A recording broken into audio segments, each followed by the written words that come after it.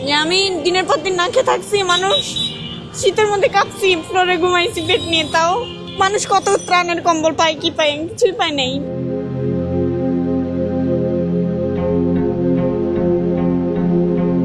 কি করবো, কিছু তো করে খেতে হবে। ভালোবাসা ছিল, প্রেম ছিল, খেয়ে চলে গেছে। মিরপুরের ব্যস্ত রাস্তার ফুটপাতে বসে আছেন এক তরুণী, ওজন মাপার যন্ত্র চালিয়ে জীবিকা নির্বাহ করছেন। তার নাম আফিয়া, বয়স মাত্র 17 বছর। পাশে 1 বছরের ছোট্ট শিশু প্রিন্স। সন্তানকে কুলে নিয়েই প্রতিদিন রোদ বৃষ্টি ঝড়ের সঙ্গে লড়াই করে চলছে তার জীবন। আমি ব্রাশ বিক্রি করি, এর পাশাপাশি খেলনা, ব্রাশ। ও যখন পেটে ছিল তখন টিউশনি করতাম।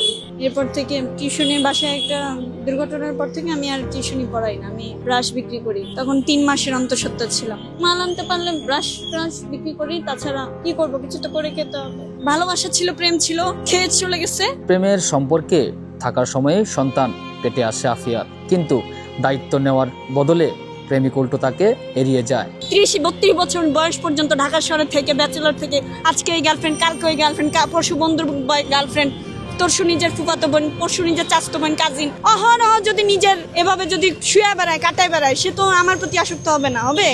সে জানে সে পুরুষ, সে যেখানে ইচ্ছে সেখানে তার জৈবিক চাহিদা মিটাইতে পারবে। যাদের সাথে এগুলো কইরা নিয়ে আসছে ভাবছে তাদের মতোই আমি তো তাদের মতো না। আমাকে বলছে বাচ্চা নষ্ট করতে, আমি করি নাই। আমার সন্তান আমি জন্ম দিচ্ছি, বাচ্চা নষ্ট না করলে তো আরো থাকতো আমার সাথে, লিভ টুগেদার থাকতো, আমার সাথে প্রেম করে বেড়াইতো। শেষ পর্যন্ত পুরোপুরি ফেলে রেখে চলে যায়। সমাজের ভয়ে দায় এড়ানোর অজুহাতে একদিন হঠাৎই অদৃশ্য হয়ে যায় সেই প্রেমিক। এরপর শুরু হয় আফিয়ার নিঃসঙ্গ সংগ্রাম।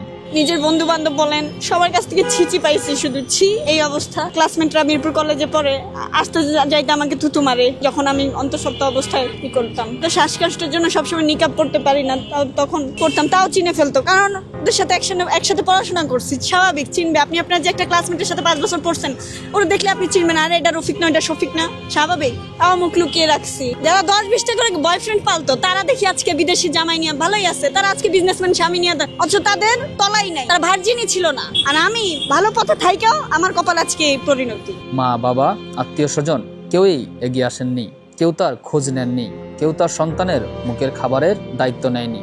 বাধ্য হয়ে রাস্তায় দাঁড়িয়ে ওজন মাপার কাজ করে চলেছেন তিনি। চলে যায়, আমি কারোর কাছে হাতও পাতি না বা কিছু করি না। যার মন চায় বাপের বেটা মাপে, 2-5 টাকা, 50 টাকা, 100 টাকা, যে যা দেওয়ার দেয়। যার মন চায় আমি সারাদিন কোনোদিন 50 টাকা নিয়েও বাসায় যাই, কোনোদিন 100 টাকা নিয়ে, কোনোদিন খালি হাতে বাসায় যাই। তরুণ বয়সে স্বপ্নগুলো ভেঙে গেছে অনেক আগেই। এখন তার একটাই লক্ষ্য, প্রিন্সকে বাঁচানো, তাকে মানুষ হিসেবে দাঁড় করানো। ফুটপাতই তার কর্মস্থল, সন্তানের হাসি তার শক্তি, আর সমাজের অবহেলা তার প্রতিদিনের বাস্তবতা। আফিয়ার গল্প আমাদের সমাজের এক ভয়াবহ বাস্তবতার প্রতিচ্ছবি, যেখানে একটি মেয়ের জীবন সংগ্রাম শুরু হয় তখনই যখন সবাই তার পাশে থাকা উচিত ছিল।